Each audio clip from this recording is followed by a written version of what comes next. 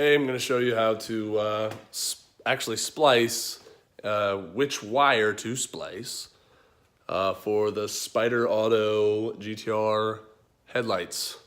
There are no videos on how to install this aftermarket Sidemarkers and splice them. They all show them installing it, and they skip over the part where they splice and which wire to do it.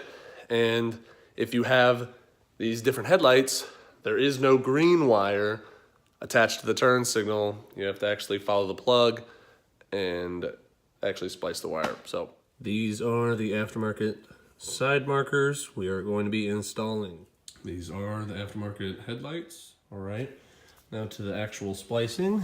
You have your aftermarket side marker. Taking the long red wire and I'm running it through the bumper. That's when I put everything back together. It's just an easy fit.